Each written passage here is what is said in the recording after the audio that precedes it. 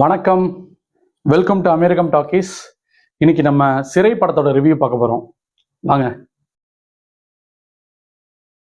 இது ஒரு police story அப்படின்னா நம்ம பார்த்த கமர்ஷியல் சினிமா மாதிரி கிடையாது. போலீஸ் டிபார்ட்மெண்ட்ல என்ன மாதிரியான டியூட்டிஸ்லாம் இருக்கு, அதே மாதிரி போலீஸ்மேன் அவங்களுக்குள்ள ஒர்க் ரிலேட்டடா பேசிட்டு இருக்கிறப்போ என்ன மாதிரியான டேர்ம்ஸ்லாம் யூஸ் பண்ணிப்பாங்க அப்படிங்கிறது எல்லாத்தையுமே ரொம்ப கிளியரா ரியலிஸ்டிக்கா காமிக்கிற படம் தான் சிறை.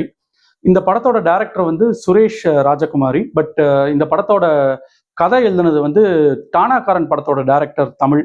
அவர் ஏற்கனவே ஜெய்பீம் அப்புறம் விடுதலை படத்துலலாம் நடிச்சிருக்காரு. இன்ஃபேக்ட் தமிழ் அவர் ஒரு போலீஸ்மேன்.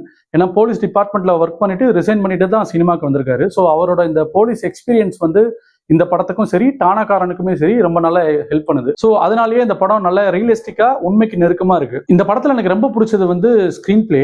ஏன்னா படம் ஆரம்பிச்ச ஒரு 15-20 மினிட்ஸ்லேயே எஸ்டாப்ளிஷ்மெண்ட்ஸ் எல்லாத்தையுமே காமிச்சு முடிச்சிடுறாங்க. அதாவது ஒரு லாங் எஸ்கார்ட்னா என்ன, அதுல என்ன பண்ணலாம் பண்ணக்கூடாது, அதுல தப்பு பண்ணா என்ன நடக்கும் அப்படிங்கறது எல்லாத்தையுமே ஒரு சீக்வன்ஸா காமிச்சு முடிச்சிடுறாங்க. ஸோ அதுக்கப்புறமேல இமீடியட்டா கதைக்குள்ள போறதுனால ரொம்ப கிரிப்பிங்கா இன்டென்ஸா இருக்கு.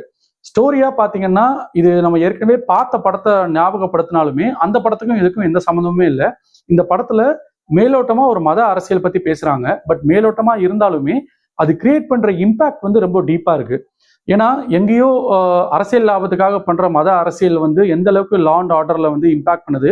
ஸோ லா அண்ட் ஆர்டர்ல ஒரு விஷயம் மாறுச்சுன்னா எங்கேயோ கிராமத்துல இருக்கிற ஒரு மைனாரிட்டி எந்த அளவுக்கு பாதிக்கப்படுறான் அப்படிங்கறத ரொம்ப சிம்பிளாவும் கிளீனாவும் சொல்லியிருக்காங்க. அது மட்டும் இல்லாம law and order and judicial இருக்கிறவங்க எந்த அளவுக்கு லெத்தார்ஜிக்கா இருக்காங்க, இல்ல பண்ண வேலையவே குதிரைக்கு கடிவாளம் கட்டின மாதிரி மொனோட்டனஸா பண்ணிட்டு இருக்காங்க, திருப்பி கேள்வி கூட கேட்காம பண்ணிட்டு இருக்காங்க அப்படிங்கறத ரொம்ப சிம்பிளா சொல்லியிருக்காங்க.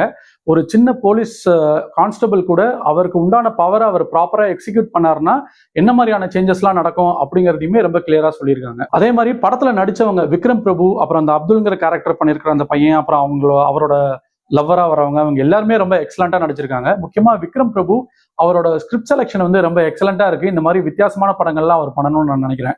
ஏன்னா இதுக்கு முன்னாடி இருக்கப்பட்டுமே சரி சூப்பரா இருந்தது. இந்த படமுமே ரொம்ப எக்ஸலண்டா இருக்கு. சில படங்கள் நம்மளை என்டர்டெயின் பண்ணும், சில படங்கள் நம்மளை எஜுகேட் பண்ணும். ரொம்ப சில படங்கள் தான் சொசைட்டில ஒரு சேஞ்ச் நடக்கிறதுக்கான ஆரம்ப புள்ளியா இருக்கும். ஸோ அந்த விதத்துல என்னை பொறுத்த வரைக்கும் இந்த படத்தை ஜுடிஷியல் இருக்கிறவங்களோ இல்லை லா அண்ட் ஆர்டர்ல இருக்கிறவங்க யாராவது பார்த்தாங்கன்னா மேபி ஒருத்தர் 2 பேர் ஃபியூச்சர்ல அவங்களோட வே ஆஃப் ஒர்க்கிங்கை மாத்திப்பாங்க அப்படின்னு எனக்கு தோணுது. ஸோ சிறை தமிழ் சினிமாவுக்கு மட்டும் கிடையாது, இந்த சொசைட்டிக்கு ஒரு முக்கியமான ஒரு படம். தியேட்டர்ல பார்த்துட்டு உங்களுக்கு எப்படி இருந்ததுங்கிறத கமெண்ட்ஸ்ல சொல்லுங்க. மீண்டும் வேற ஒரு வீடியோல சந்திக்கிறேன். நன்றி, வணக்கம்.